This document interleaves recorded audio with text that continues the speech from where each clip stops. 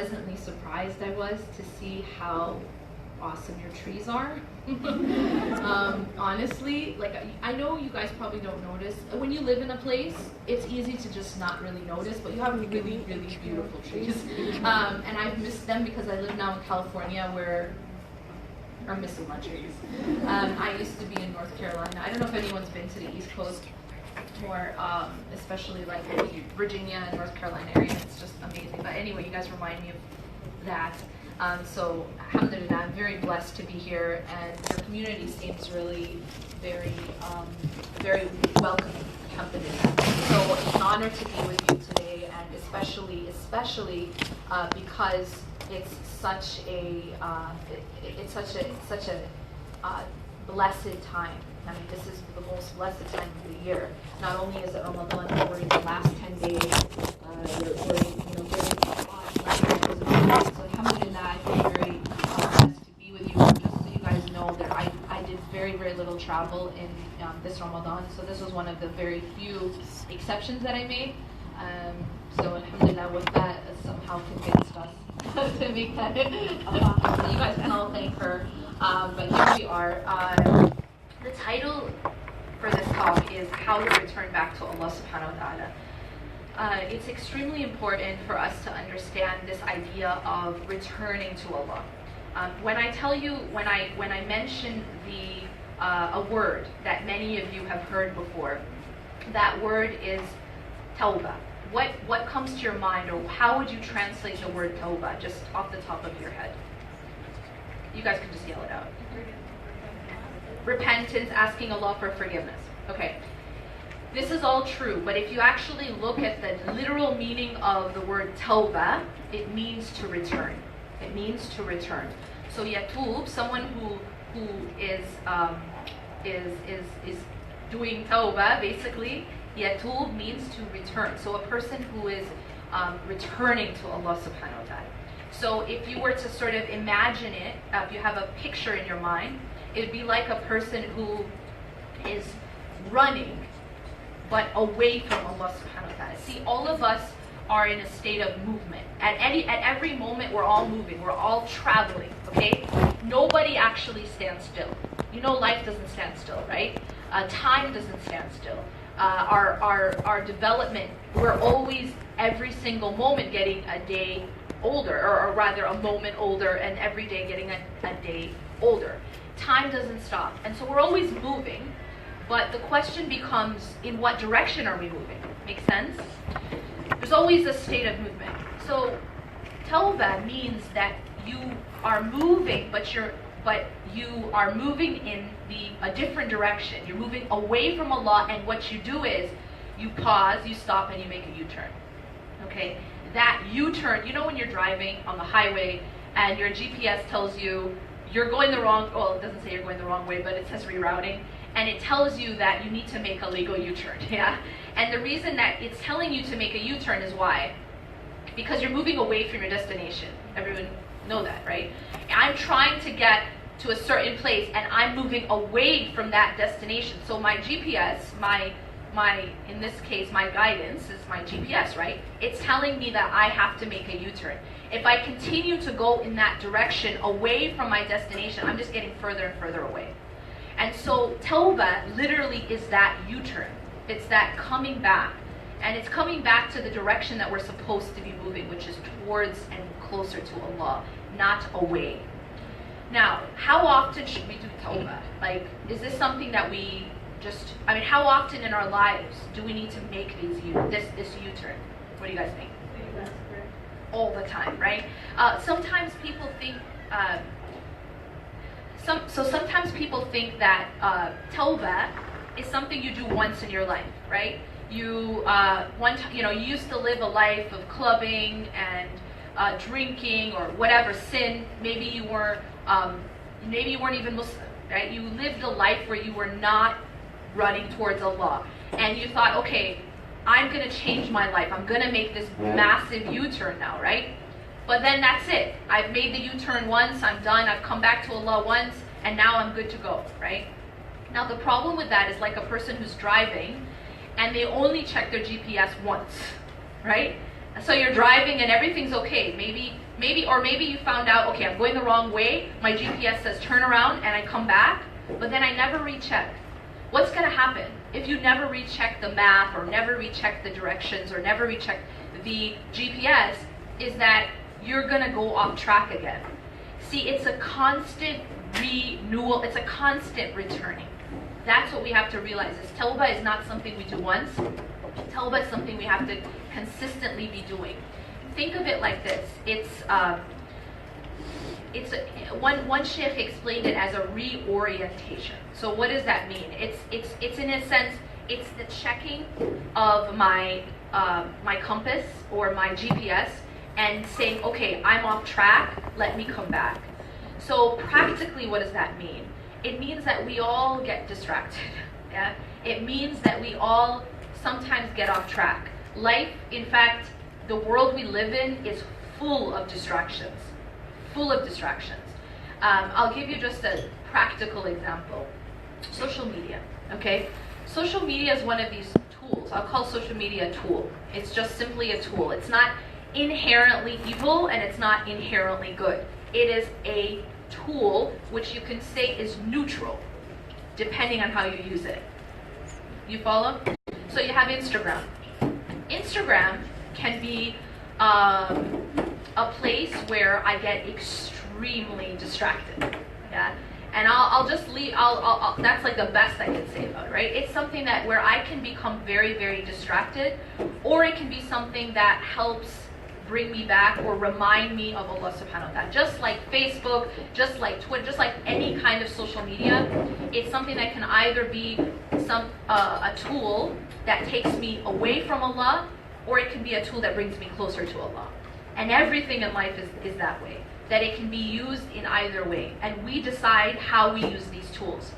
Now, I bring up things like social media because the reality is these are the practical things that we're doing. You know what I mean? I can sit here and I can talk to you about concepts. I can say return to Allah, come back to Allah, but then it becomes difficult. How do I translate that into my everyday life? Okay?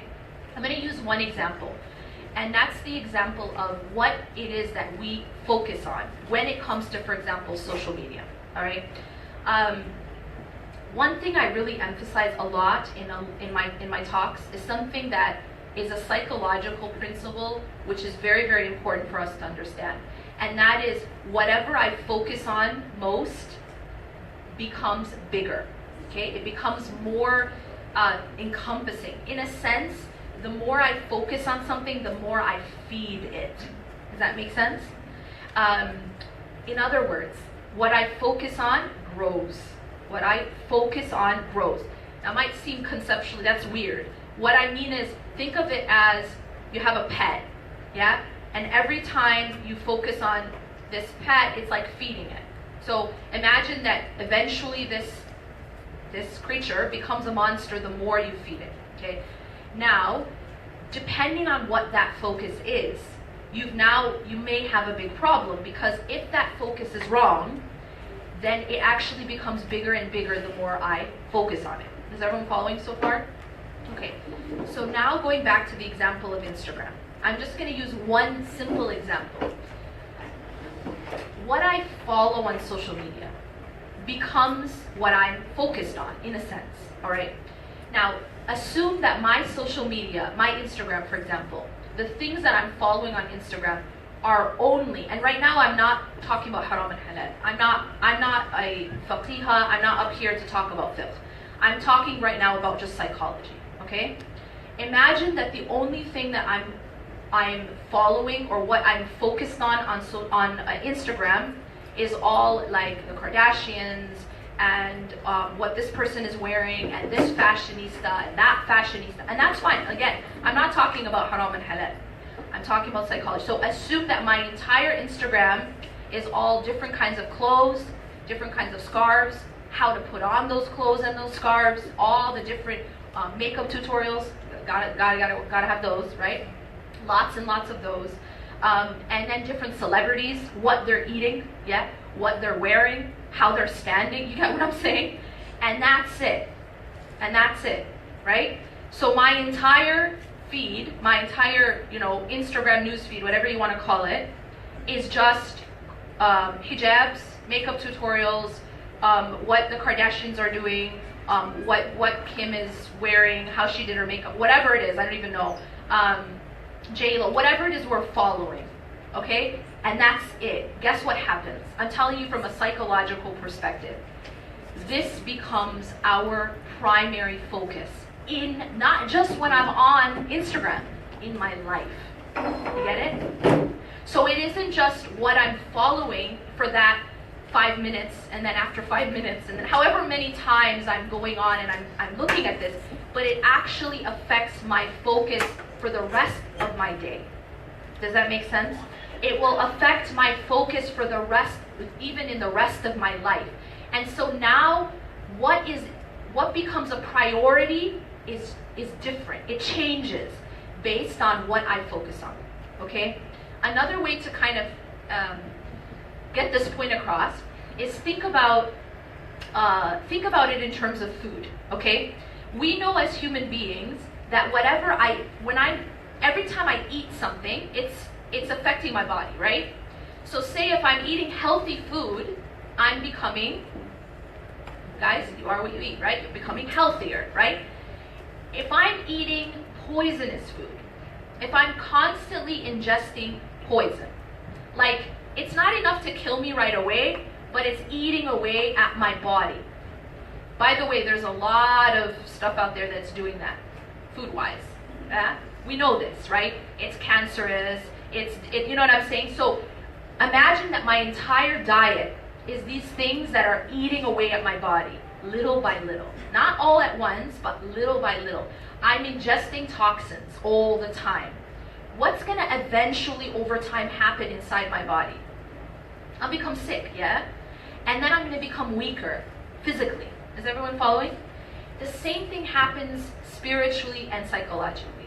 That whatever I am taking in through my eyes, see, we have to understand that everything that's coming through our eyes, everything that's coming through our ears, everything we listen to, everything we see, and everything we talk about, everything comes out of our mouth is all input. It's all like food that we're ingesting, but it's not going to our stomach, it's going to our heart. Make sense? So what's happening is I'm taking in this stuff daily, right? And now for a moment, put aside the blatantly haram, indecent things. Yeah? Right now, that's obvious.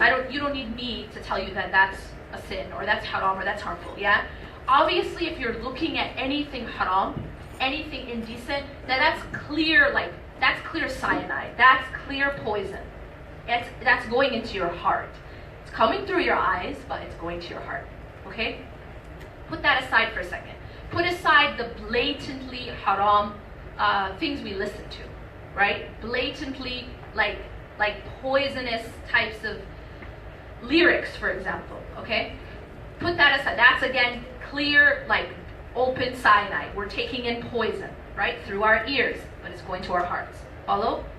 I'm going to put that aside for a moment, okay? That's just clear. But I want to take for a moment this middle ground, this sort of gray, sort of what would seem like harmless. So what? I'm just following all these fashion people, or I'm just following a tutorial, or you know what I'm saying? These types of things, they're not blatantly haram or halal. It's not about haram and halal. But the problem is, what's my ultimate focal point, right? Because what's happening is, if my ultimate focal point is fashion, just fashion, even that alone, then all of a sudden, I'll tell you what's going to happen psychologically, is that there becomes a shift in my own psyche, in my own heart, and in my own mind of what matters most. And the more that I focus on what people are wearing and how people are looking like, and what people, you know what I'm saying, basically appearance, the more that becomes important to me.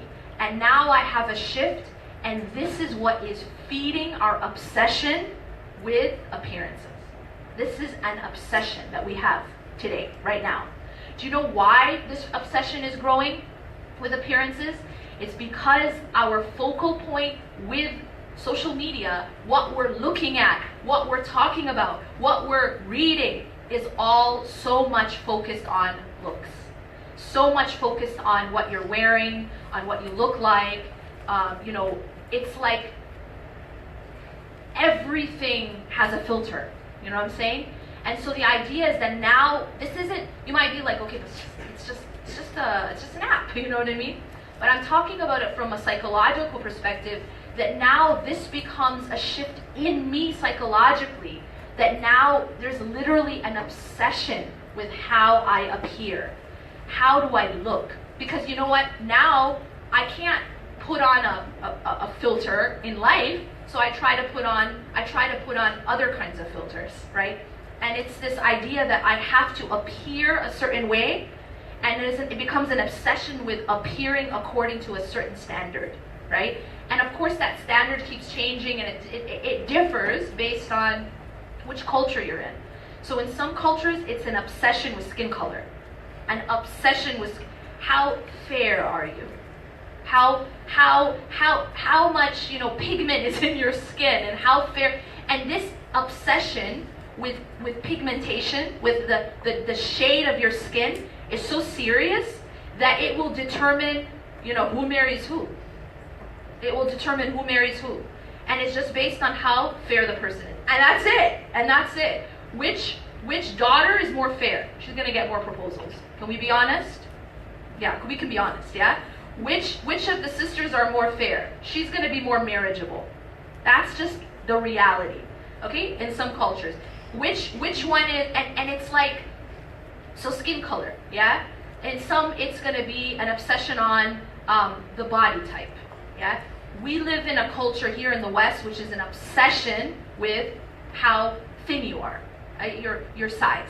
Okay, and each culture has its own different kinds of obsession. But the problem with this, and you might be like, oh, but I don't want to fall into that. But the problem is that when that becomes your focal point with, for example, something as innocent as your social media, and you might not realize it. Right? Well, I'm not that way, or I don't want to be that way. I don't think that way. But the problem is you are making yourself think that way because of what you're ingesting every single day. You're ingesting a culture which is just obsessed with looks, obsessed with what you're wearing, obsessed with what you're looking like. You know what I'm saying? Do you guys understand what I'm saying? And it isn't because I'm up here to say it's haram to follow fashionistas, like all these different. But I'm talking about when that's it, when that's all you're doing and that's all you're being bombarded with, it does shift your focus. And now all of a sudden, what matters most isn't your character. It's not, people aren't looking at that anymore. People don't make that important anymore. What matters is simply, and the reason I'm emphasizing this so much is I'm talking to a group of women, yeah? And the reality is, and I've seen this so much, the reality is at the end of the day, what matters is how you look. And that cannot be argued. It's just at the end of, you peel apart everything else, and at the end of the day, it's how you look. And this is across the board. And I believe that this sickness is because of what we are ingesting every single day. It's because of the media that we're taking in. It's because of what we have on our social media. It's that we are now making this aspect so big because it's what we focused on. Yeah, it's all we look at, it's all we talk about, it's all that comes on our news feed, etc. So that's just one example, is you have Instagram. And then Facebook, it's very similar as well. Of course, there's a selfie for everything, but there's also this obsession with needing to appear perfect, needing yourself to appear perfect, needing your family to appear perfect, your life to appear perfect. It's like people will put on this show on social media that I'm perfect, my child is perfect, my husband is perfect, my spouse is perfect, you know what I mean? We're perfect. And then we put that out there on social media because we feel like that's gonna make us feel better about ourselves. Now that's a big farce, really. It's fake. It's fake. No one's perfect, and no one's life is perfect, and no one's kid is perfect. And no one's skin is perfect, even though the filters make it look like that, yeah? But we somehow have missed we've as the British say, lost the plot, okay? That we've missed the actual focus, the actual destination. Now what does this have to do with coming back to Allah? What this has to do with coming back to Allah is that this is the direction that we're running to, and it has nothing to do with Allah. We are focused on the wrong things. We are focused on how we look, how we dress, how we appear, how other people view us. This is a big obsession. How are other people looking at me? What is my image in front of other people? What are other people gonna say? This is a big one. What are other people gonna say if I do this, or if my child does this? What's happened here? What's happened is that my focus is no longer what does Allah going to say, right? What is Allah gonna say about this? It's what's my friend gonna say, or my friend's mother, or you know what I mean? That becomes my focal point. There needs to be a shift. There needs to be a U-turn, yeah? Where we're not focused on these other things, but we turn around and we find our proper focus. How's that gonna happen practically? Here's how it's gonna happen practically. There is no way that you ingest poison every single day and it doesn't affect you. It can't not affect you. It will affect you. So what do you have to change if you want to change the health of your body? Anyone? Change your input. Change what you're eating. Change what you're taking in. And when you shift your input, you shift your inside. Fair enough? It's just simple. If a person is unhealthy, if a person comes to the doctor and the doctor finds that this person is very unhealthy, and then asks, okay, what's your diet like? And you basically tell the doctor, well, I eat a little poison every day, and then I have this, and it's all poisonous, unhealthy food. What's the first thing the doctor's gonna say is, okay, you need to completely change your diet. Yeah? Now psychologically and spiritually, it's the same thing. You need to change your diet. So what you have to start to do, I know we live in a world that's constantly bombarding us. OMG, the media is constantly bombarding us with messages. Even just driving down the road, there's billboards. Even just being on your laptop, there's ads. It's constant. On the TV, it's everywhere. You have to make a very focused, concerted effort to manage what you're eating. Make sense? Manage what you're taking in. But you have to be conscious. If you just go with the flow, you're gonna end up taking in all this poison. You have to actually put in effort. Does everyone understand what I'm saying? You have to put in work to manage what you're taking in. And when you are very, very conscious of what you're taking in, your insides change. They will change. Your focus will change. Your psychology will change. Your whole paradigm changes. What matters most changes. It will change. You will have a shift. But it has to start at the root of what you're taking in. The food or the input that you're taking in. Alright? So how do we change that? I'm not up here to tell you to just get off all social media. Right? Obviously, social media, as I said from the beginning, is a tool. It's a tool. But it's all about how you use it. So, going back to Allah subhanahu wa ta'ala, making this U-turn, coming back to Allah subhanahu wa ta'ala, tawbah, the return to Allah. How is it going to happen? Number one, the first step, even before we talk about our input and all that, is number one, we cannot fall into despair. One of the biggest barriers to Allah is despair. What's despair? Anyone? Can someone define despair to me? Like Denying. Okay, what else? Hopelessness. Despair is basically giving up. It's saying, what's the point in trying? Sometimes people feel that they're so far away from Allah. Let me put that in quotes. Yeah, that they're so far away from Allah that they can't return. It's like, it's like a person who's driving and they're trying to get to one city and they find themselves in a completely other side of the country, and they realize they're so far away, but then they say, you know what? There's no point. I just give up because I'm so far. Yeah? People who believe that they're too far away to return to Allah, that's despair. And that is actually a deception. It's a trick. Guess from who? Anyone? Shaitan.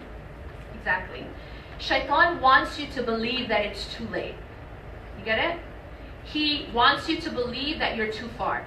He wants you to think that you're too far away from Allah, or Allah is too far away from you, so just give up. Don't try the U-turn. That U-turn is pointless. You're too far. You get it? But this is actually a deception. This is a deception. This is like a person who's like in your passenger seat while you're driving, who's whispering to you, you know what, just give up, just forget it. Don't even try to go home because you drove too far. Don't even try, right? It's nonsense. It's nonsense because all you have to do is make a U-turn, right? So this is the first barrier, is the barrier of despair. It's the idea that I'm too far away to come back, yeah? And so what's the point in trying? That is a trick from Shaitan. You must fight against that trick, that deception. And realize that if you go back and you see what Allah has said, put aside what Shaitan is saying. Because Shaitan lies. We know this, yeah? Allah tells us Shaitan lies. Shaitan's always lying to us. But Allah speaks the truth. Allah and His Messenger speak the truth. And what does Allah and His Messenger say? They teach us that anyone can come back to Allah. Do you know that? Anyone can come back to Allah. And you might say, but what if it's just, I've been just going on this wrong road for my entire life. I am so far. I've done so much. Anyone can come back to Allah. And at any point, they can come back to Allah. As long as they're still alive. The only closed door comes at death.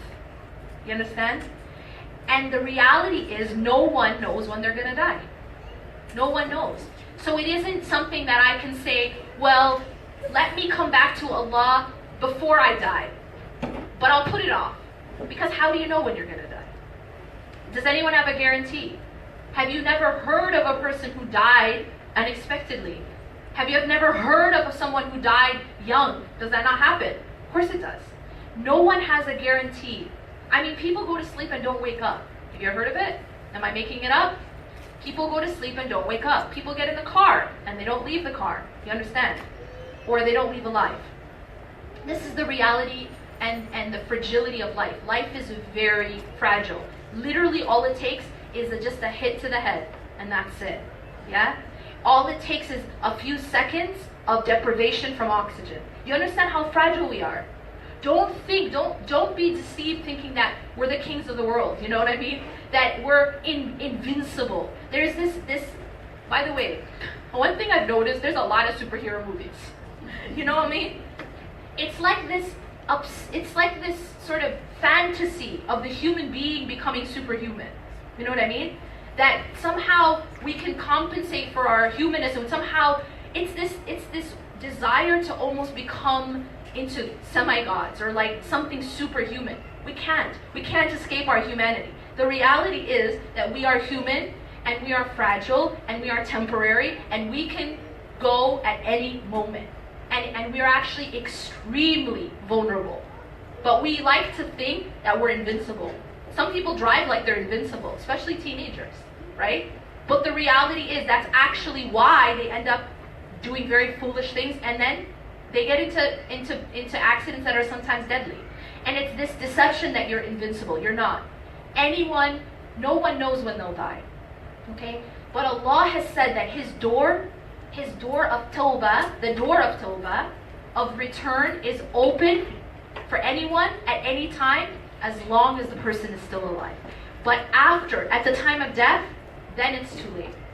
And at that point, Allah tells us in many different texts that people at the time of death, that's when they're trying to like bargain, you know, like they want to bargain some more time, or they want to bargain. Let me go back so I can actually do the good deeds, do the things that I didn't do. Let me go back so I can pray. Let me go back so I can give charity, right? But you can at that point. It's done. That's when it's done. But let me just tell you something.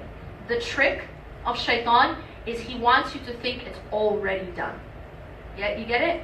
He wants you to think the door is already closed because you have done so many bad things that for you the door is closed. You're too far away. Don't even bother that U-turn thing. Don't even do that because you're too far away. You might as well just keep on getting lost. Do you understand this trick here? Just keep going down the wrong road because it's pointless for you. That's a lie. Allah subhanahu wa ta'ala's door is always open as long as we are alive. So the first thing is not to allow the trick of despair to keep us from coming back to Allah. Allah didn't put us on this earth to be perfect. You know Allah knows what He's doing, right? Allah knows that human beings are going to make mistakes. In fact, Allah designed the human being that they're going to make mistakes. Allah made angels that don't sin. Then Allah made humans and jinn who are going to sin.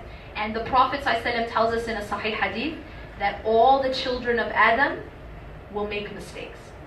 And the best of them are who? Is it the ones who never make mistakes? No. The best of them are those who repent. The best of them are those who make that U-turn, who aren't foolish enough to keep going down the wrong road out of just thinking it's too late. Okay? But they're the ones who repent. Those are the best. Allah knows that we will make mistakes. So make sure that we do not allow despair to keep us from returning to Allah subhanahu wa ta'ala. Okay, so that's number one. Is removing that barrier. That it's a false barrier. It's an illusion. It's a hologram. You get what I'm saying? It's fake. It's fake. But it's put up by shaitan to keep us from turning around. Number two, we have to manage what we're eating. We have to manage our input. We have to guard our hearts because we are what we eat. You feel me? We are what we eat. The heart becomes a result. It becomes sort of, think of the heart as this vessel, like a giant, like a bowl, okay? And it's going to be filled with whatever you fill it with, okay? And so if I am constantly pouring poison into that vessel, then guess what? I'm going to poison myself. If I'm constantly pouring healthy food into that vessel, then I'm going to be healthy. It's a vessel that we decide what we put in there, okay? So managing what we ingest is one way to put it. That's number two. How do we manage it? How do we manage it? Here's how we manage it. Two ways, okay? Eating or ingesting healthy food and avoiding unhealthy or poisonous food. Those are the two parts of managing what we ingest. So the first part, I've talked already about a little bit, and that's avoiding the unhealthy, poisonous stuff. And a lot of this is coming through social media, and not just social media, but media in general, all right? The things we're watching, whether it's on YouTube, oh my God, the kinds of things that people watch on YouTube is I don't know what to say, I don't have an adjective. There's this one page I heard about, it was like on the news or something, and it had so many followers. And you know what they were doing on this page? They were basically abusing their kids. And people were watching it and they thought it was interesting. I mean, this is the point of how sick we've become, that actually we'll get entertainment out of things like this. Okay, they would be like abusing and people are watching it. Okay, and these people are getting tons and tons of, guess what? They're getting lots of followers. You know what followers on YouTube mean? Money. So they're actually getting paid. They're getting paid from advertisers because they have a lot of viewers. That's how YouTube works. The more viewers you have, the more money you get from advertisers. That's how people get rich off YouTube, in case you didn't know. Okay? And so what's happening is they're getting paid for this, for abusing their kids in front of people. This is sick. But this is my point, is that we have, and if you look at the kinds of people who are very famous on YouTube, most of the time it's not good content, guys. I think you know this better than me. It's actually garbage. But people like to watch garbage. And so the idea is, please be mindful of what you're watching.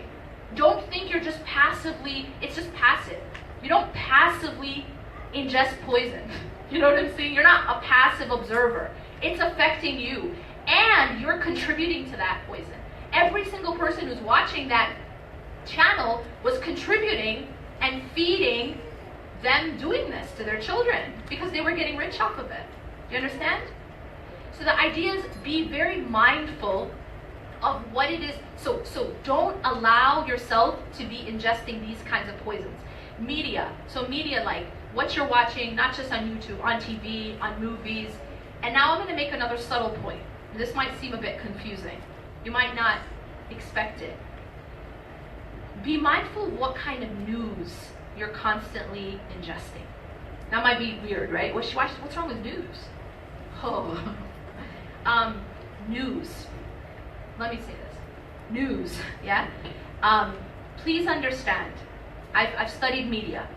News is not unbiased. News have an agenda. You know what an agenda means? It means that there's something that they want you to come out with, okay? And it does not take a media expert or a genius to know that the news agenda is very, very Islamophobic. What does that mean? It means that their Islam is very much, you're supposed to basically leave this news thinking that Islam is out to get us as Americans. That Islam is something that is anti-American. Islam is something other, it's like very un-American, that those people, you understand? And I'm not even going to get into all the different data on that, but the reality is that there is an agenda, okay? There is an agenda. Now, you might think, but we're already Muslim, so what's the problem? I mean, how's it going to affect me? It's just intended for maybe non-Muslims to hate Islam, but I'm already Muslim. It will affect you, and I will tell you how. It is intended to make you ashamed of Islam, to make you cower. Do you know what cowering is? To hide. To try to hide your Muslimness. To try to sort of, let's loosen the hijab a bit. You know what I'm saying? Let's hide the hijab. Let's just actually take it off, because I don't want people to know I'm Muslim, maybe. Or maybe I want to be less like visible. So that if you think that Islamophobia or all of this Islamophobic media is only intended for non-Muslims, you're wrong. The primary intent is for Muslims. To make Muslims want to apologize for being Muslim. To make Muslims feel self-hatred and shame. I'm so sorry I'm Muslim. I'm so sorry that I'm part of this group that's so horrible. You get it? And the more that you ingest of this, the more you become that way. The more it starts to affect you. So be mindful of that. Be mindful that it is not innocent. It's not just news. It isn't. It is not innocuous. It's not just, oh, I'm just finding out what happened. No, there is an agenda, and there is a very, very clear agenda, and there's a bias. And that is something that, if you did an experiment, and you looked at, if you took someone, and you had that person, a Muslim, and you took a non-Muslim, and you had that person just ingesting a lot of just news, like I'm just saying just news, plain news, whether it's Fox or CNN, whatever it is, they're all essentially the same, okay? You're taking in this news, and then you have this person like spend a certain number of hours just taking in this news, and then measure their psychology and look at how they feel about themselves as Muslims, how they feel about other Muslims, how they feel about their identity, and you're going to see that it will have a very, very strong effect. Put that aside for a second. Think about yourself. Think about times when maybe you started getting really, really into the news. You guys, has that happened? Certain things happen, and you're just kind of glued to the news. You're watching it a lot. You're reading a lot of stuff.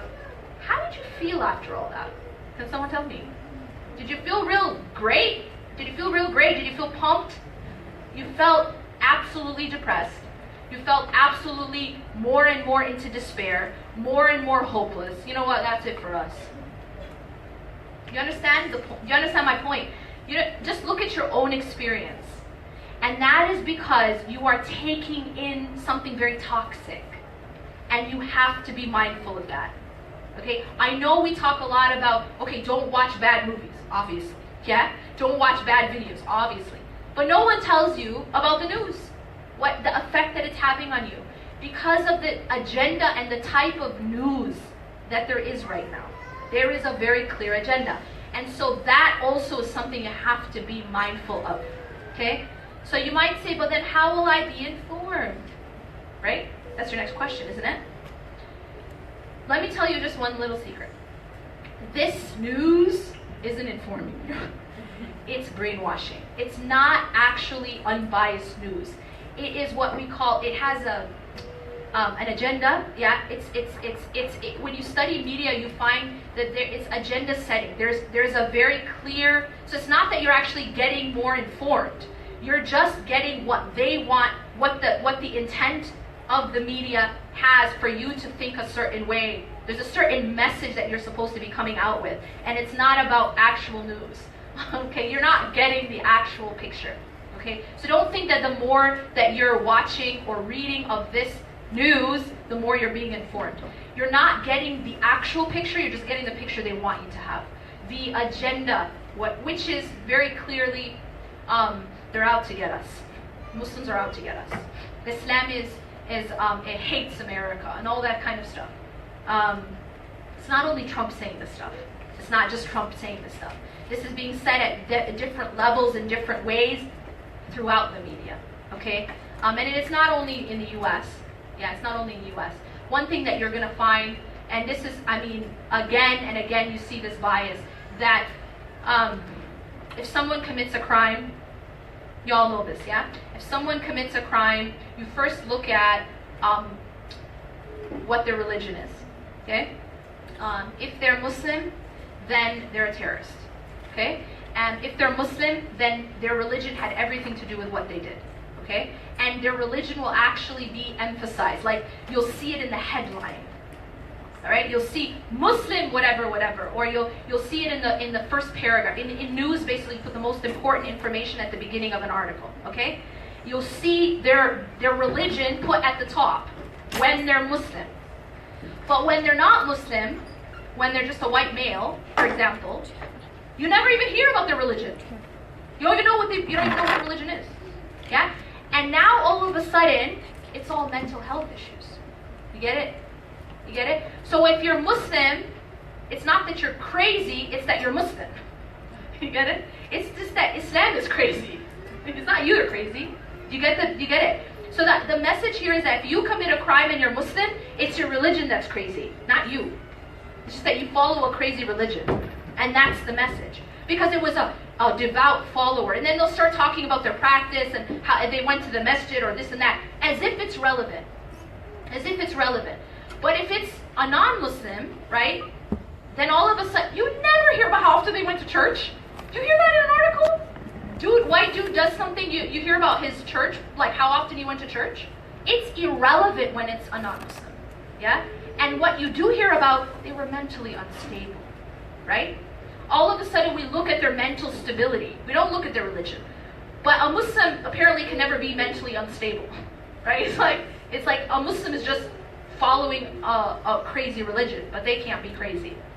It's there, and this everyone, I mean there's tons of data. There's tons of data. So if you believe that you're getting this unbiased, very accurate kind of news, you're not.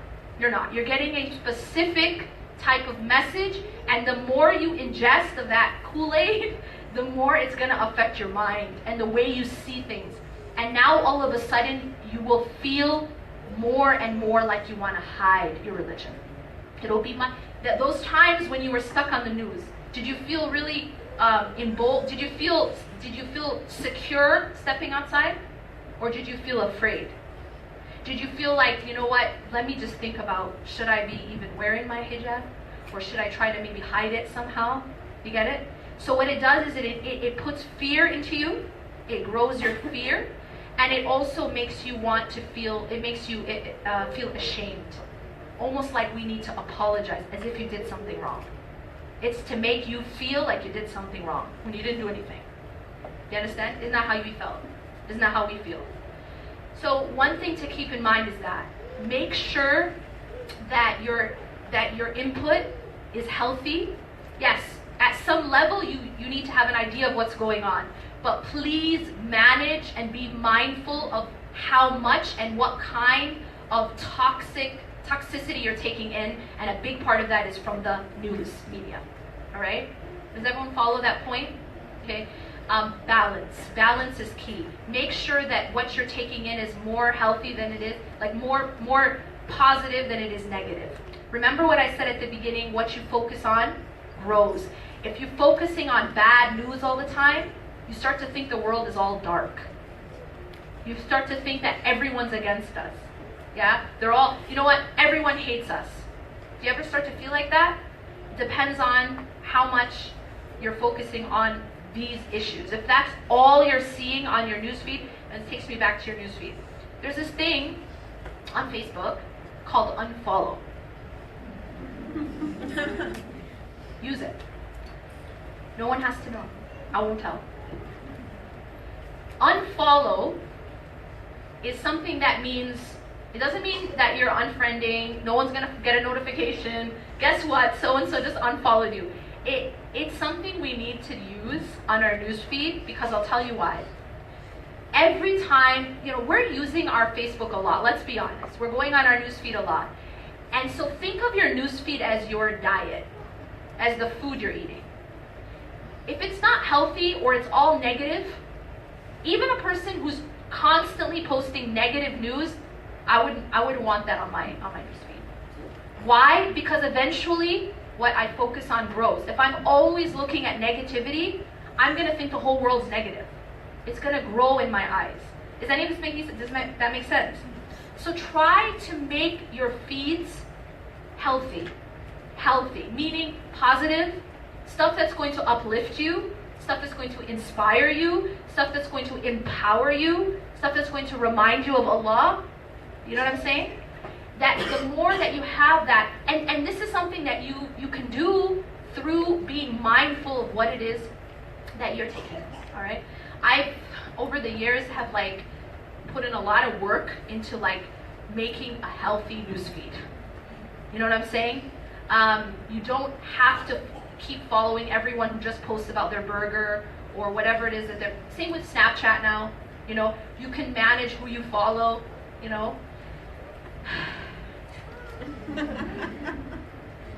I don't need to say, you guys get it, yeah?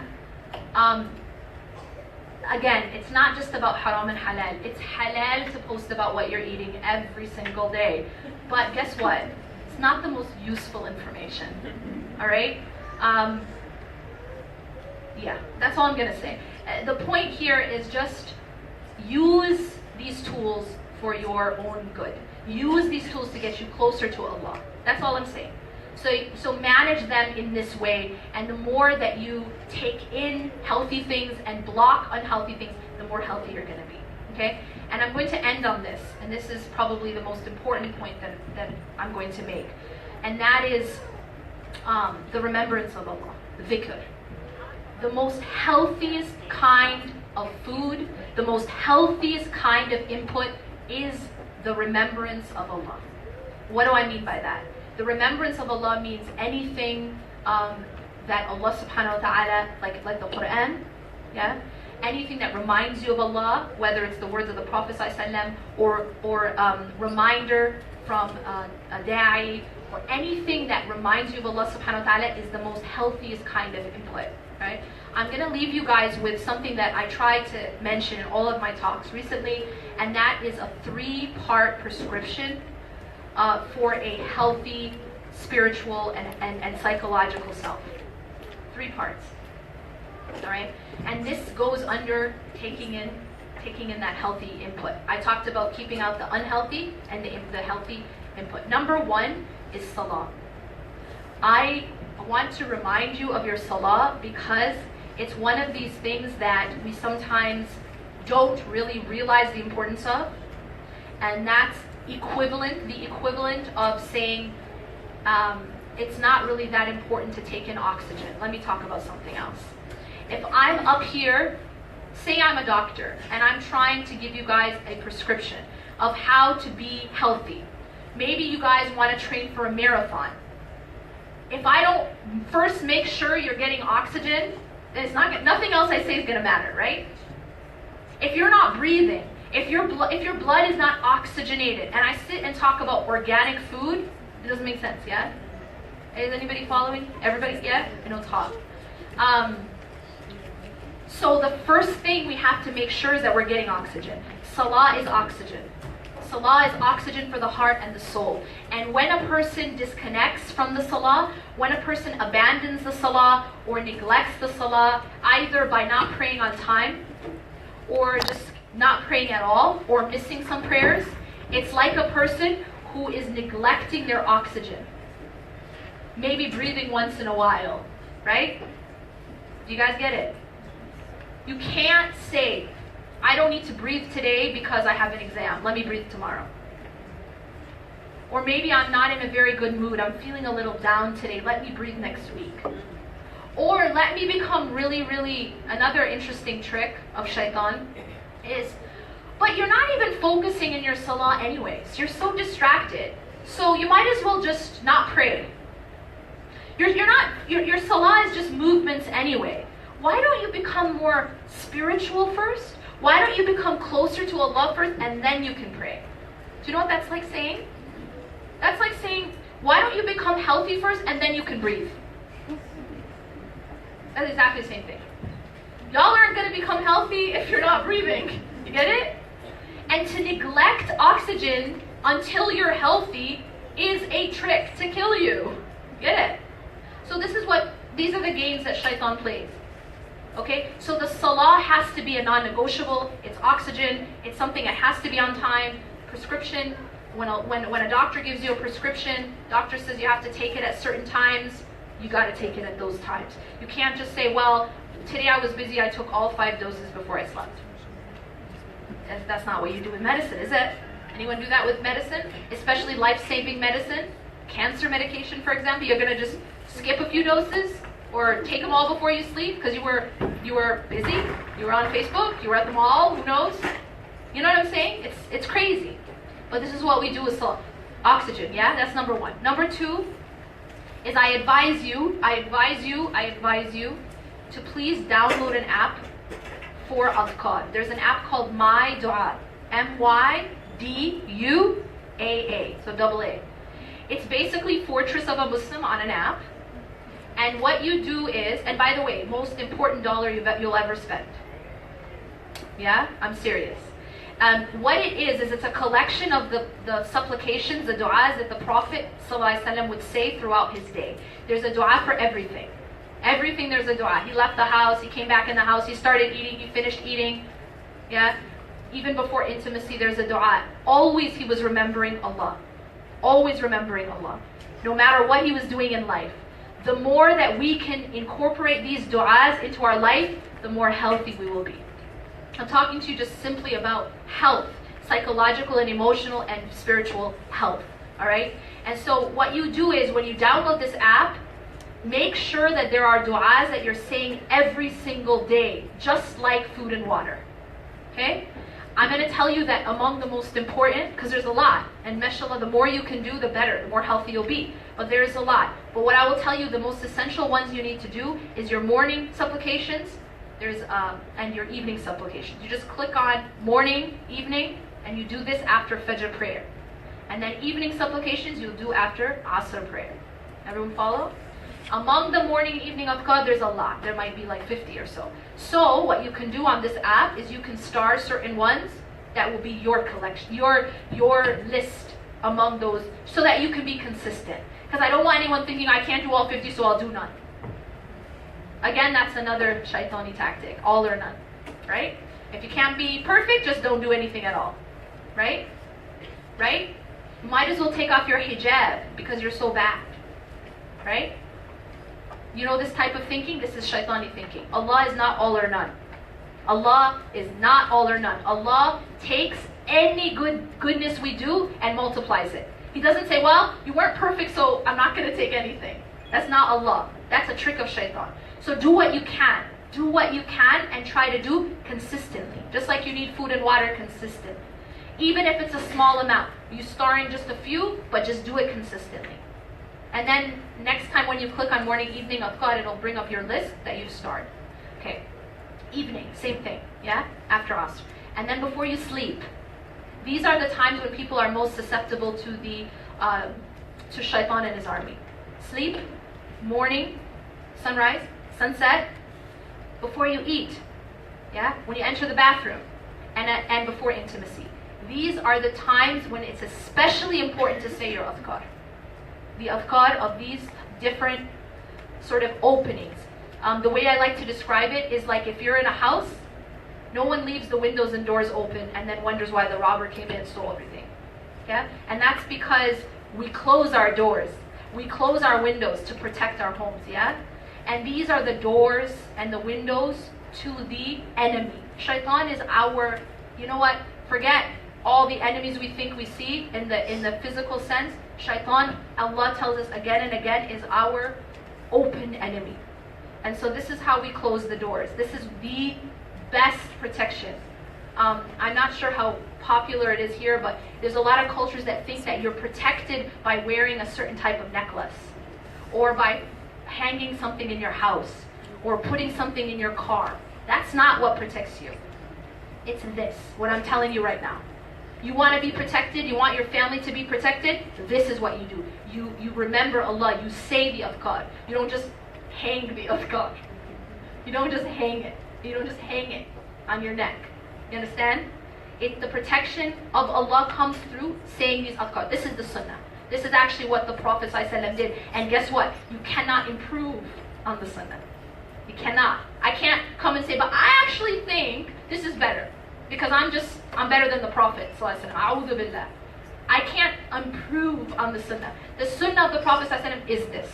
This is what he did. And guess what? He knew better than all of us. Okay? This is how you protect. And number 3 is the Quran.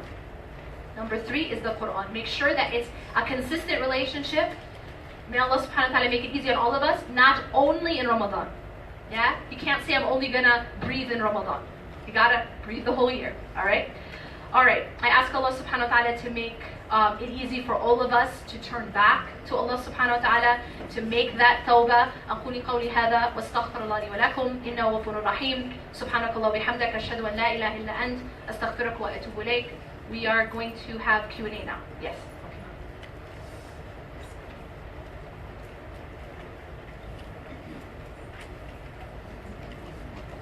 Assalamu alaikum. So for those of you who had note cards, if you prefer to come up to the mic and ask the question, you're more than welcome to do so. Or if you have a note card and you'd like me to pick it up, Does anyone have a question from the floor who wants to just ask their question? Yes? Oh, you have a note card. Okay. Okay, yes, sister. While we're getting the note cards, go ahead. Wa alaikum assalam. My question really revolves around thinking about safety. Yes. And also our input in terms of what we see on social media. Generally, are you speaking of all negative news that comes in? Because sometimes you see something in your heart really breaks, Black Lives Matter, the movement, and what's happening all over the world in terms of, wars and attrition and revolution. And that really pulls on your heart to act. Yes. Yes. Are you talking in general about all of these things in terms of making things positive, or just... Great question. Great question. I'm going to repeat her question. It's very important. She's saying in this discussion of managing our intake, and I mentioned news, yeah? She's saying, does that apply to all negative news, for example, things that are happening of injustice, Black Lives Matter, stuff like that, which actually should push us to act? And she made a very, very good point. And that's the key, okay? What I'm trying to get across isn't that we put our heads in the sand and we pretend that nothing bad is happening. No. What I am saying is that we are conscious of what we're taking in and conscious of how it's affecting us. So for example, if we're finding out about some injustice that's happening, it's intended to motivate us to act. And that's excellent. And that's what we need to do. We need to take action against injustice. I'm not talking about that. I'm talking about when our intake isn't motivating us to act, it's motivating us to fall into despair and to become depressed and to become hopeless. You get what I mean? And that's what a lot of the media about Muslims does. Now, that, you get what I mean? For example, something happens somewhere in the world. Yeah, there's a crime that happens. And of course, if it's a Muslim, it's called terrorism. If it's a white man, it's just a crime, right? Suppose something bad happens somewhere in the world. Okay, you found out about it. You know it happened. Look for ways that you can help. Look for ways you can aid the victims. Look for ways you can donate. But don't just sit there and watch every news station talk about how bad Muslims are. That's not useful. You get what I mean?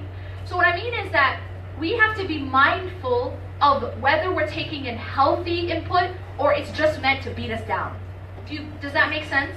Yes, we should be a people of action. Don't ever get me wrong. And it isn't about sugarcoating the world and just pretending it's all rainbows and butterflies. It isn't. But it's about it's about empowering ourselves, not debilitating ourselves. Because what's happened is majority of people aren't taking action. They're just getting depressed. The majority of people aren't taking action from these things. They're just feeling ashamed and they're just wanting to hide. What we need to be is a people of action, a people of hope, and a people of empowerment. And so yes, I absolutely I'm glad you clarified that, because what we need to do is, yes, we see injustice, we want to take action. But we shouldn't just keep ingesting stuff that isn't motivating us to take action, it's only beating us down. Does that make sense? I hope that clarifies. Any other questions? Oh, we have lots here. But any follow-up about that question? Yes. Sort of, not really a question, Go ahead. same thing. Especially being in Jordan for the past year, because my sisters remember a lot of my texts. A lot of the news portrayed. Can you put it closer so? Yes. Okay, great. A lot of the news there too portrayed that. Hello? You just have to put it A lot closer. of the news there portrayed that Westerners here, especially white people, hated on it. Yes. Yes. And it was so scary coming back, and I would always ask them, is everything okay there? It made me so paranoid where even when I was going through customs in the airport, I was like so scared. Shaking, yeah. Like shaking, and I almost had a meltdown because I was so scared. Like, oh, what are they gonna do? It was like horrible. And that's So because it of does. what you were seeing. It was Seeing, selective yeah. media. My in-laws watch a lot of news there too, so it's like always on, and they repeat the same thing over and over all day long. Yes. It's actually like hypnosis. This is the interesting thing. It's like a very good point. And she's talking about the other side of the coin, from the other side of the Atlantic, right? And I've seen this too with people who are watching us from over there, like either from the UK, Europe, or in the Middle East, etc. The type of news that they have about America will make them think that you just enter the airport and you're going to be put in jail, or like a concentration, or we're all being rounded up and put in concentration camps. This is the impression that's being given. Why? Because it's selective media. And so it's exactly the other way around as well. But you know what that does? Is it's that whole idea that what you focus on grows. So there's this idea that everyone's out to get us. That the people in America hate Muslims. You know, if you watch enough of that, that's what the impression you're gonna get. Because they don't have things on the news about the people who are coming out and aiding Muslims. That's not on the news. Do you know what? Just look at what happened when this Muslim ban went through. You know, the majority of the people camping out at airports were not Muslim. It was a Muslim ban, but the majority of the activists who were literally camping out at these airports were not Muslim. They were lawyers donating their time, volunteering their time, activists, and most of them were even Muslim. Muslims were there too, but look at how they came out. So this idea that they're all against, this is also a skewed image. Yeah, were you going to say something? No, yeah, I was going to say we have to be careful too, because it does put a divide between people, and it's very scary. She's very right. It puts a divide between people, and in some sense, that's the objective. Us versus them. We just can't feed into that. Yes? Can of all, I want to thank you a lot that you came. I wish you come here every time. And thank you so much. It was so empowering to all of us. Let me ask you something. When you said not to see the media, I think I have been sober 5 years. I work as a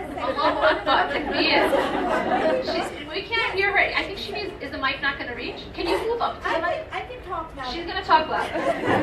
Like I have it. It's So, just kind of like. yeah. Can you come Yeah, you over can here? come over. So, And make sure you Yeah. like. Yeah, put it real close. These mics need to be like in your mouth. Sure. So I work as a psychiatrist and I do wear my hijab every day. So keeping myself away from the media, I could help my patients better and they could come closer to me and I go without that. So I get my news one day later when people say, and they're putting on WhatsApp group, this is going on. Yep. So it takes me one day later. However, there is a good response that's going on also, that people who wear hijab, like amazing friends we have here, I don't know how much they feel, that people come to protect them. Look at the Portland. So we are, because yes. of the hijab, people take a lot of responsibility when they wear the hijab, that we have to keep the honor of hijab high. We sort of try to outperform, as most of the sisters of mine I have seen in Greece, they overdo it because they don't want to be called dumb and wearing hijab or something like that. What would you tell us about your experience on that? Is there any positive things have you noticed, not in media, but person to person, about that? From being visibly Yes. Muslim. Yes. Yeah.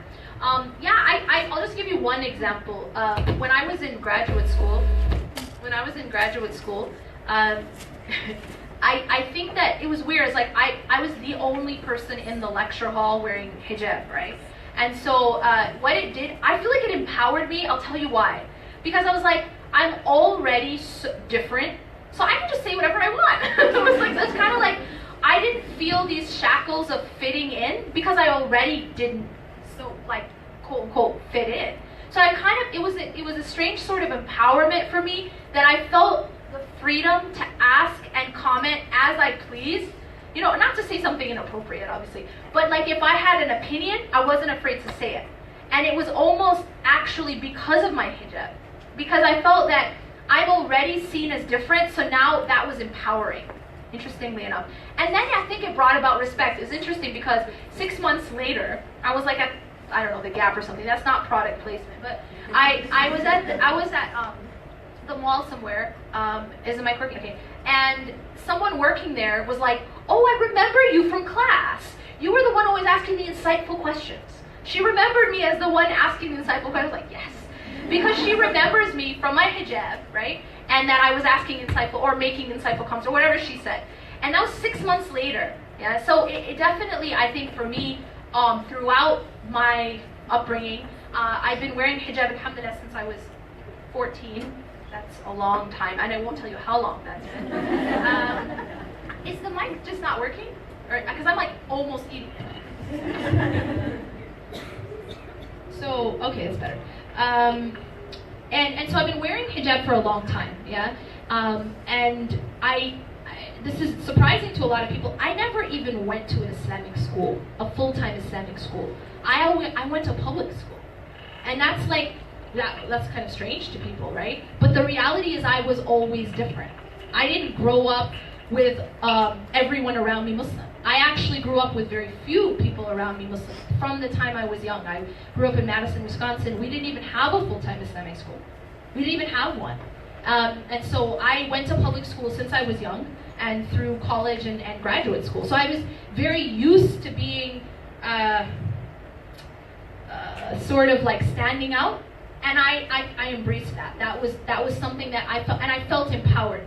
But if I was beat down every single day with shame, someone telling me you should be ashamed, I would not have been able to be strong. Yeah? And it was because I actually had a strong sense of identity and pride in my deen. Like, I was proud to be Muslim. And it's very important to grow that strength and to feel proud of our deen and of our ummah and of our people.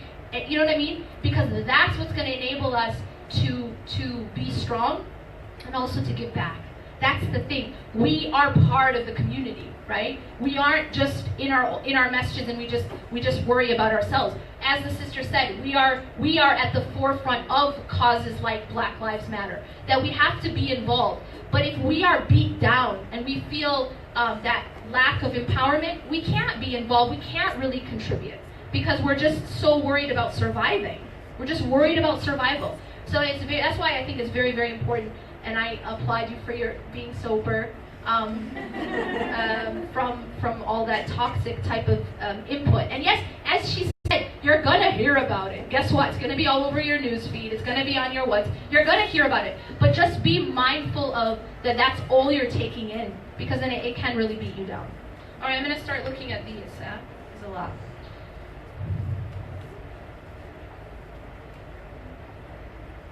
Okay, good question. How to communicate with our kids on how to deal with Islamophobic news or Islamophobia. Please shelter them from it. Please. Honestly, this is something as parents that we are not careful enough of. They should not be watching it. Simple as that. I am very against children watching that garbage, because what benefit is it? All it's going to make them do is go to school cowering. They're going to be going to school feeling beat down, feeling ashamed, feeling like they need to apologize. It's not making them stronger. It's making them more ashamed, and it's not empowering them. Please shield them from that garbage. Like, shield them from that poison. Instead, empower them. Empower them.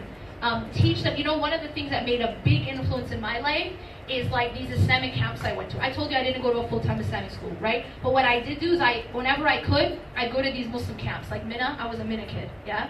Do you guys have Minna? Yeah. Minna is Muslim Youth of North America. Whatever youth, YM, you have YM, Young Muslims, you have, Mass Hazard. There's a lot of different organizations that do youth work. Get involved in that and get your kids involved in that, because that's what actually builds strong identity. And that builds the strength. It doesn't cut you down, it builds. That's what they need. They don't need to be watching CNN and Fox. That's toxic. Toxic. So please shield them from that. I mean, how do you think it's going to make them feel to watch on the TV, everyone hates you? And constantly. They're going to start to feel like, everyone hates me. Everyone hates me. Maybe I should stop being called Muhammad and just be Mo. Right? You know what I'm saying? That's what's going to breed that desire to hide. And that's not what we need. We need to be more involved, and we need to be more empowered. Now, I think what the sister here is rightfully going to ask me is, what about what about things that we want them to know that are happening that they need to take action about? Yes, no? Well, I'll answer it anyway. And that is this.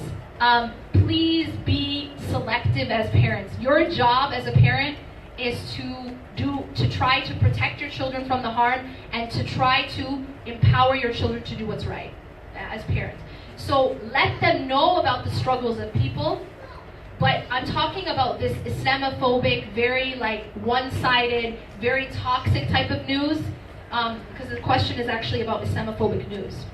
Please shield them from Islamophobic news, but let them be conscious of the struggles of people who have less than them, and people who are struggling from minority groups or wherever in the world they're struggling. They should be aware of that. And it also breeds gratitude, yeah, because a lot of children growing up today are very sort of spoiled, yeah, and the fact that they have so much luxuries and so much ease, and maybe they're not aware of the struggles of those people around the world. There was this movie that came out called Lion.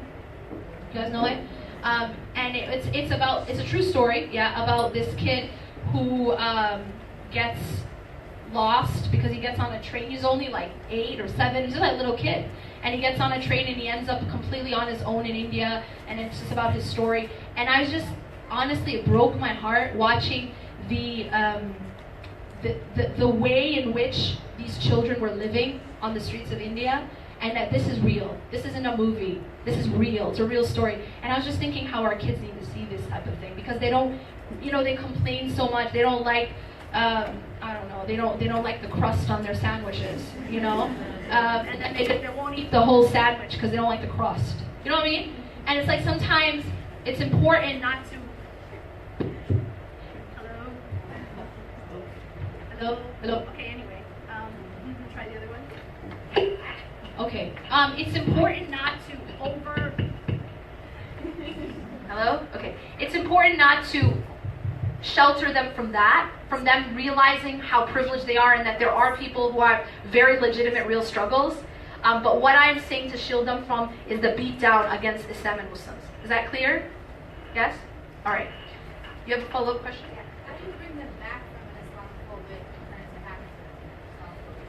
parents Okay, great question. How do you bring them back if they have experienced Islamophobia or an experience maybe at school or bullying and that kind of thing?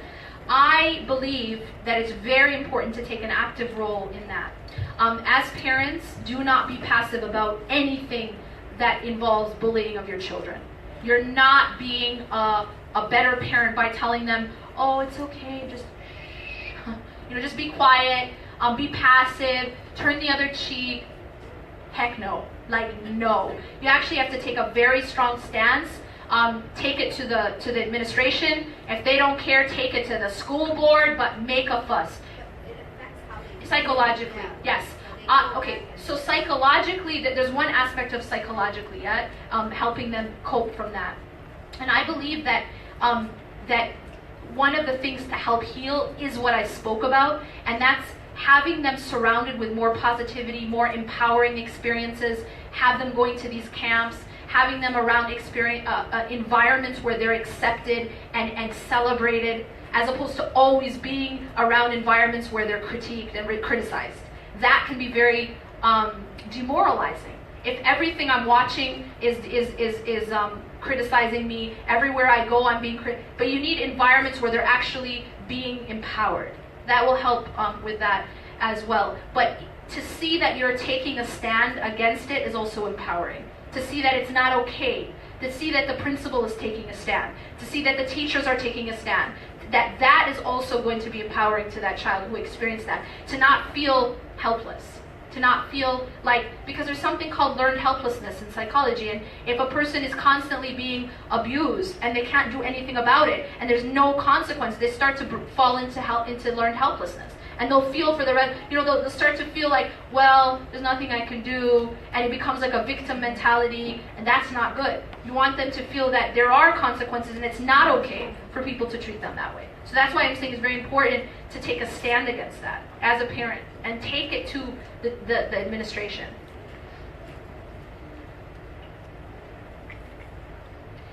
Due to the news issues you mentioned, many parents try to talk their children out of wearing hijab, dressing Islamically, because of how they worry for their daughters will be targeted or something. What do you think about this? This is exactly what I'm talking about. This is because they're ingesting too much news. This is a result of what the parents are watching. See, but what I said is that what you focus on grows. And if you're watching only, there's this incident, hate crime, then there's this hate crime, then there's this hate crime, guess what? You're going to think hate crimes are happening every 5 minutes. You're going to actually inflate in your own mind the amount the level of the risk.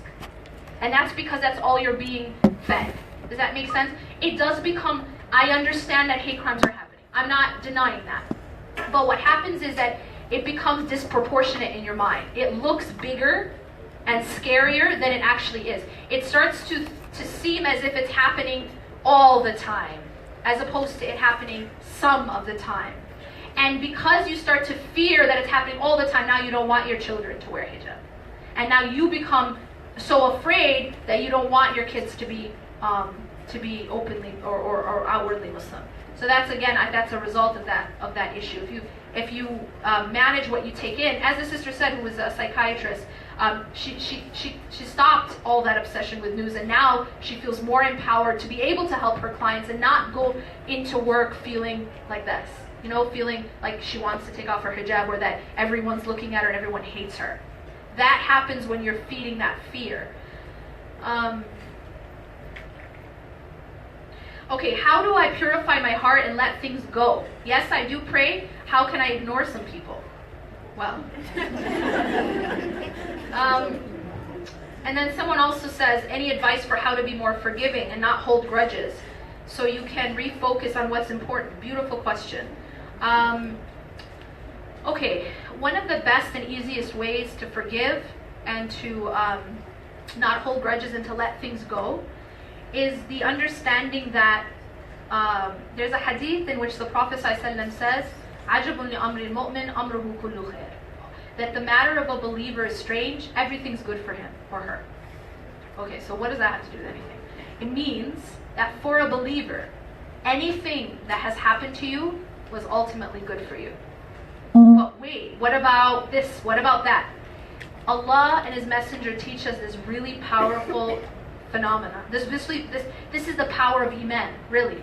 And that's that no one can actually harm you, because anything that happens to a believer is good for them. Now, I'm going to have people saying, does that mean we put up with abuse? Because no one can harm me. No. Here's what it means. It means that if somebody is wronging me, or someone wronged me, or harmed me, or did something bad to me, I do two things at the same time.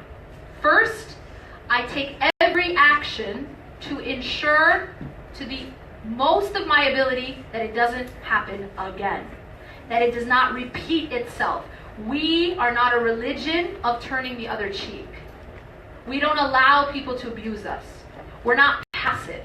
That's not what Islam teaches. Islam doesn't teach that patience means you hit me here, so here, let me turn my cheek so you can hit me here. Yeah? That's not what sabr means. Yeah? Sabr, and I think I've said this a million times, but until I can scream it from the top of a mountain, I'm going to keep saying it. Sabr doesn't mean that you passively allow yourself to be mistreated. That's not sabr. Sabr, the concept of sabr includes perseverance, and in fact, to take action, you need sabr. Sabr is also an active term. It's not just doing nothing. It's not just closing your mouth. Have sabr, sister. Yeah? Have sabr. No. Have sabr, sister, and get out. Yeah? That's the proper usage of the word. Yeah? In that sense. In that context. Yes, when a calamity strikes me, I need to have sabr. That's when I have to have sabr. That's when I have to accept the will of Allah. A calamity that is not in my control, that there's nothing I can do about it, I have to accept. That is sabr. But when someone is mistreating me, or there's some injustice happening, and I just stand still and I take it, that's not the proper response. The Prophet ﷺ said, if you see something wrong, you should try to change it with your hand. If you cannot, then with your tongue. If you cannot, then hate it in your heart. That's the weakest of Iman. So he's telling us to take action against injustice or something wrong. Somebody is harming me, or something's harming my children, or harming my neighbor, or harming, overseas. I need to take action. That's part of my Iman. That's what the Prophet's teaching us, sallallahu alaihi wasallam. But when there's a calamity that I cannot change, that's when I have to accept, right? So sometimes we misunderstand this sabr thing, and we use it to keep, namely women, quiet. Have sabr, sister. That's not right. That's not right. We're not a religion that allows injustice or oppression or abuse. Okay, so on the one hand, I do what I can, everything I can to make sure you don't do it again, that you don't consistently keep doing this to me. This isn't what Islam tells us. And then at the same time, I do everything in my power to forgive what has happened in the past, while at the same time making sure it doesn't happen again. Do you understand? The two go together. Forgiveness, yes, is in Islam. But forgiveness does not mean you hit me on this cheek, let me turn so you can hit me on that cheek. That's not what forgiveness means. Forgiveness means I'm going to make sure you never do it again, but I'm going to forgive you for doing it in the past. And I'm going to keep it in the past. It isn't going to happen again. You understand? Do you guys understand that? How do you forgive? So when I say that all the matters of a believer are good for them, what I mean is that this thing that happened in the past, the thing that you're not allowing to happen in the future, yeah? That this thing that happened in the past was in fact, can become good for you if you respond properly. A believer has this superpower, that anything that brings us closer to Allah is ultimately good for us. And anything that took us away is bad for us. Okay? So just be conscious that this person that you keep giving all this power to, they hurt me, they took from me, they did this. You need to take that power back, because they didn't actually have the power to hurt you. As long as you responded properly, which means taking action against injustice, making sure it doesn't happen again to the best of your ability, and forgiving and trying to come closer to Allah, then they didn't hurt you. It may have seemed they hurt you. Externally, it may have seemed, but in reality, ultimately, the real reality, they brought you closer to Allah. They didn't hurt you. You get it? Does that make sense? Even if they did X, Y, Z to you, as a believer, you can even take that and make it good for you by bringing you closer to Allah, by allowing you to get the mercy of Allah. Can I tell you how? Allah tells us in Surah An-Nur, when Abu Bakr radiallahu anh found out that his daughter was being accused by a relative, or a relative was spreading the rumor against Aisha radiallahu anha. The rumor, right, about her being unchaste. Like the worst thing you could do. He found it was a relative doing this, and it was a relative he was financially supporting. So what he does is he just withholds the financial support. He doesn't go out, get a hitman. He doesn't go try to, get revenge. All he does is withhold, stop the financial support. Allah reveals an ayah at this incident, at this time, and in this ayah, Allah subhanahu wa ta'ala says, let them pardon and overlook. Let them pardon and overlook. And then Allah says something very, very interesting at the end of this ayah. أَلَا تُحِبُّونَ أَنْ يَغْفِرَ اللَّهُ لَكُمْ. Do you not love for Allah to forgive you? So all of a sudden here, Allah's made a transaction with a person. What's that transaction? You forgive this person, and I'll forgive you. You get it? Allah is offering His forgiveness. Can you put a price tag on that? Can you put a price tag on the forgiveness of Allah or the mercy of Allah? This is like what we call priceless, meaning there's no amount of everything in the heavens and the earth that can buy the mercy and forgiveness of Allah. It's priceless. And Allah is offering it to those who have been wronged and forgive. Get it? So now you need to be sending these folks thank you letters. How much time do we have? Anyone? Sorry, I couldn't hear. 4 minutes. 4 minutes. Not 5, not 4. All right. Ooh, deep questions. Okay, good. I feel like the more I grow in Iman, the more judgmental I get. Thank you for your honesty. I also take on more and more religious rituals, more dua, more prayers, and overburden myself and crash because I can't keep up with my own expectations. Allahu Akbar. Such a deep question. Thank you for your honesty. There's a chapter in my book, and it's called it's about this exact. It's called This Is Awakening. There's a chapter called This Is Awakening, and in that chapter I talk about this phenomenon. What happens is this: when a person starts off and they start to become more practicing, so it's a great thing, yeah. Either the person maybe wasn't practicing and then started switched on, alhamdulillah, or they weren't Muslim and they reverted/converted, right? They came to Islam. When a person begins this, a lot of times they are at what you call a spiritual high. And that means that they have a lot of they're very zealous, alhamdulillah. It's almost like spiritual steroids they're on. This is awesome, but it's temporary. It's by definition temporary. And what a lot of people don't realize is that when they're in that high, they start to create certain expectations, and there are some pitfalls of that high. I'll just tell you right now, shaitan will come to us in different ways depending on our state. Those who are in a high, he'll come from one door. Those who are in a low, well, he'll come from another door. Meaning, when I'm like on top of my Islamic game, right? When I feel like I'm really good, I'm practicing, I'm praying, I got my Quran on, I got my hijab on, I'm jilbabbing it, I'm just on it, yeah? I'm like awesome, yeah? Awesome. Here's the problem, yeah?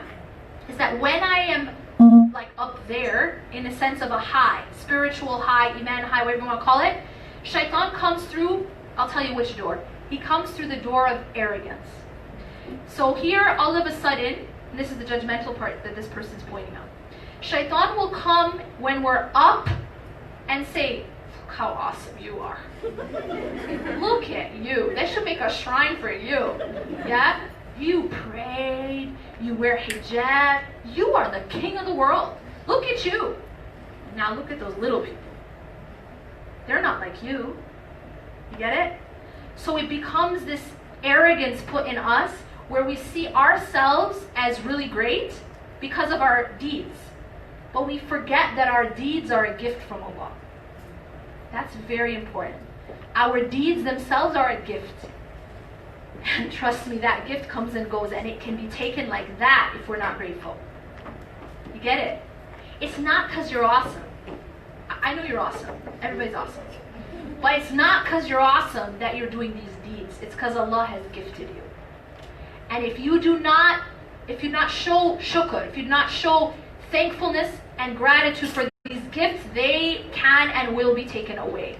Everyone goes through this, where they're up here, they're arrogant, look down on others, and they always end up down here. And then they end up doing what they used to mock others for doing.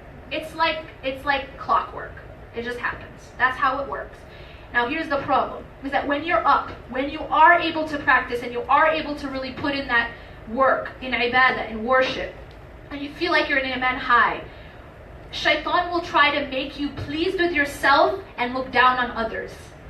Now, what's the cure to that? The cure is the realization that it's a gift. That you should actually be showing thankfulness, not arrogance. Don't be pleased with yourself. Allah gave you that gift, and He can take it away. It's not because you're any better than anyone else. Is everyone getting that? And realize that this other person that you're looking down on, had you been in their situation, walked their shoes, had their experiences, you could have been worse than them. Had it not been for the protection and guidance of Allah, you could be worse than them. And we always have to realize that. Do you guys get it? So the arrogance becomes the door. Now what happens, and it's all in this question, subhanAllah, that whole cycle. Now what happens is when that temporary high, I told you with spiritual steroids, it's temporary. It naturally goes up and down. Allah and His Messenger tell us this. Iman goes up and down. The Prophet ﷺ was approached by Abu Bakr and another companion saying, we're hypocrites. We've become hypocrites. And the Prophet ﷺ said, why are you saying this? And they said, because when we're with you, our iman is so high, it's as if we can see Jannah and Jahannam, hell and heaven, with our eyes. But when we go to our families, it's not the same. And the Prophet ﷺ, look how he replies. He said, if you have the same iman all the time as when you're with me, the angels would shake hands with you in the streets. Y'all wouldn't be human, you'd be angels. This isn't the design. And the Prophet ﷺ teaches an important lesson that iman rises and falls. Rises and falls. If you have the expectation that you were put on this earth to be an angel, then yes, you're going to be disappointed. Because you weren't put on this earth to be an angel. You were put on this earth to be human, but you were put on this earth to rise and fall, and every time you fall, you get back up. That's what you were put on this earth to do, is that you have to keep getting back up. You have to just keep doing it. And you just have to keep going, and you have to keep making that U-turn, that tawbah, that return to Allah. That's your role. Your role is not to just be flawless and to be at this constant high and floating around. Yeah? You don't even walk, you just float. Okay? That's not the design of dunya, and that's definitely not the design of being human. Okay? So the idea is that from when you're on top, that's how Shaitan tries to trick you. And the antidote for that is the realization that Allah subhanahu wa ta'ala is the one who gifted you and protected you. Okay? And to give thanks. Now, what happens when that peak, because the steroids have naturally wore off, and now you start to go down because the steroids aren't there anymore.